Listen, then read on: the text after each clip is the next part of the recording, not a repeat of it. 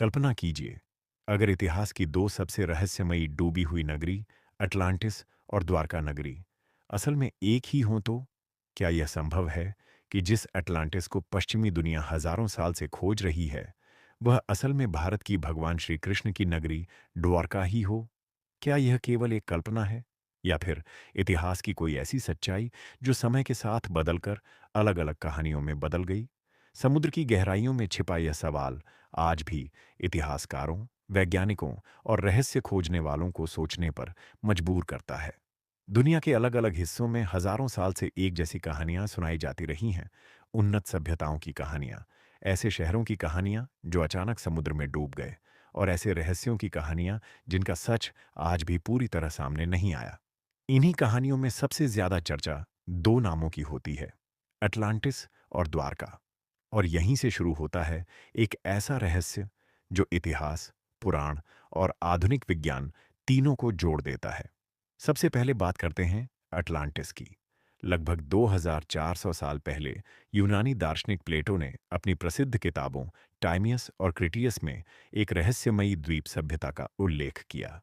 उन्होंने लिखा कि बहुत समय पहले समुद्र के बीचों बीच एक विशाल द्वीप था, अटलांटिस। ये कोई साधारण द्वीप नहीं था। प्लेटो के अनुसार अटलांटिस उस समय की सबसे शक्तिशाली और विकसित सभ्यताओं में से एक थी। यहाँ के लोग अद्भुत इंजीनियरिंग जानते थे, विशाल मंदिर बनाते थे और समुद्र पर उनका जबरदस्त नियंत्रण था। अटलांटिस के शहरों की बनावट भी बहुत अनोखी बताई गई है। प्लेटो ने लिखा कि यह शहर गोलाकार संरचना में बना हुआ था, जिसमें पानी की नहरें, पुल और पत्थरों से बनी विशाल दीवारें थीं। शहर के केंद्र में एक विशाल मंदिर था, जो समुद्र के देवता पोसाइडन को समर्पित था। अटलांटिस की सेना और नौसेना इतनी शक्तिशाली थी कि वह कई अन्य देशों पर विजय प्राप्त कर चुकी थी। लेकिन प्लेटो के अनुसार धीरे धीरे अटलांटिस के लोगों में अहंकार और लालच बढ़ने लगा। उनकी शक्ति उनके विनाश का कारण बन गई। और फिर एक दिन एक भयानक प्राकृतिक आपदा आई। प्लेटो ने लिखा कि एक ही दिन और रात में भूकंप और बाढ़ के कारण पूरा अटलांटिस समुद्र में डूब गया, इतनी तेजी से कि मानो वह कभी अस्तित्व में था ही नहीं। सदियों तक लोग इसे केवल एक दार्शनिक कहानी या कल्पना मानते रहे। लेकिन आज भी अटलांटिस को खोजने की कोशिशें जारी हैं। कई लोग मानते हैं कि अटलांटिस सच में मौजूद था, और कहीं न कहीं समुद्र के नीचे आज भी उसके अवशेष मौजूद हैं। अब आइए भारत की ओर चलते हैं, जहां मौजूद है द्वारका की कहानी। हिंदू धर्म ग्रंथों जैसे महाभारता, विष्णु पुराना और हरिवंशा में द्वारका का बहुत ही विस्तृत वर्णन मिलता है। इन ग्रंथों के अनुसार जब मथुरा पर लगातार हमले होने लगे, तब भगवान कृष्ण ने अपने लोगों को सुरक्षित स्थान पर ले जाने का निर्णय लिया। तब समुद्र के किनारे एक नई नगरी बसाई गई, द्वारका। कहा जाता है कि यह नगरी साधारण नहीं थी। द्वारका को उस समय की सबसे भव्य और उन्नत नगरी बताया गया है। यहाँ विशाल महल थे, चौड़ी सड़कें थीं और चारों ओर मजबूत दीवारें बनी हुई थीं। कुछ ग्रंथों में यह भी लिखा है कि द्वारका में सैकड़ों महल और हजारों भवन थे। पूरे शहर की योजना इतनी व्यवस्थित थी कि हर जगह जाने के लिए चौड़ी सड़कों और मार्गों का जाल बना हुआ था। द्वारका एक बहुत बड़ा समुद्री व्यापार केंद्र भी था। यहाँ से जहाज दूर दूर के देशों तक जाते थे। लेकिन द्वारका की कहानी का सबसे रहस्यमयी हिस्सा उसके अंत से जुड़ा है। महाभारत के अनुसार जब भगवान कृष्ण ने पृथ्वी से प्रस्थान किया, तब द्वारका के विनाश का समय आ गया। कहा जाता है कि कुछ ही समय बाद समुद्र का जल स्तर बढ़ने लगा और धीरे धीरे पूरा शहर समुद्र में समा गया। सदियों तक लोग इस कहानी को केवल एक धार्मिक कथा मानते रहे। लेकिन 20वीं सदी में कुछ ऐसी खोजें हुईं जिन्होंने इतिहासकारों को चौंका दिया। गुजरात के तट के पास द्वारका के समुद्र में वैज्ञानिकों और पुरातत्वविदों ने खोज शुरू की। 1980 के दशक में प्रसिद्ध समुद्री पुरातत्वविद एस.आर. राव की टीम ने यहां पानी के अंदर कई महत्वपूर्ण अवशेष खोजे।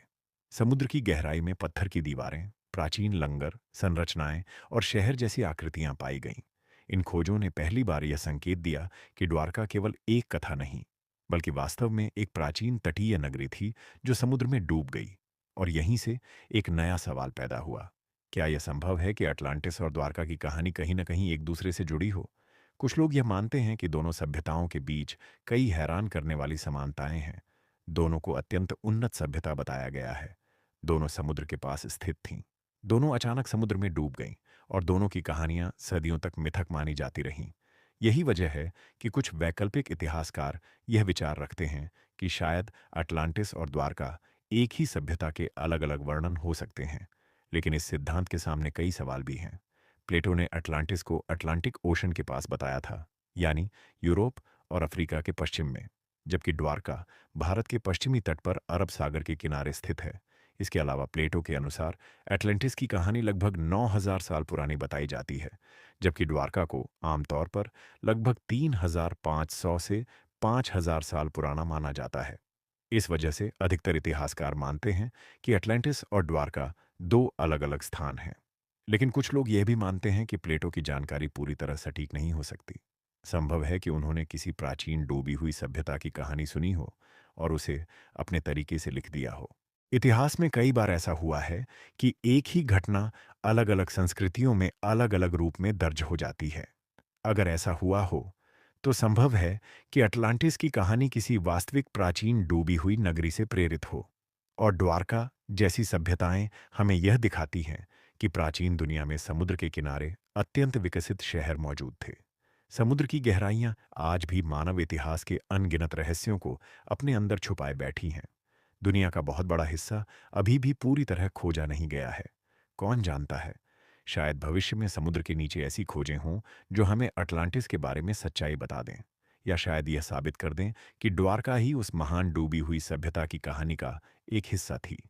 लेकिन जब तक यह रहस्य पूरी तरह सामने नहीं आता, तब तक अटलांटिस और द्वारका दोनों ही मानव इतिहास की सबसे रहस्यमयी कहानियों में से एक बनी रहेंगी।